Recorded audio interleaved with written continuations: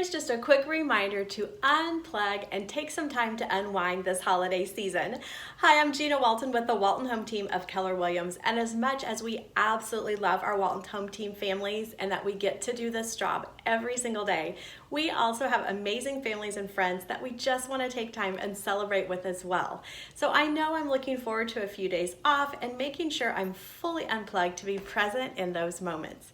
Now, actually, studies show that unplugging for a bit reduces stress and anxiety. It helps us refocus. It gives us more appreciation with a time of gratitude because our minds can just go silent as we take time to reflect.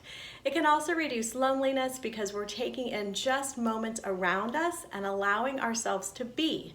Just totally be in those moments, whether they're a hard time to work through or one that we're celebrating a life experience of simple pleasures.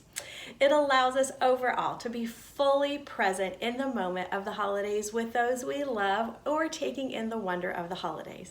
So when you spell it all out, it's hard to imagine not unplugging. We wish you a wonderful holiday season. Take time to refuel and enjoy the wonder of the season.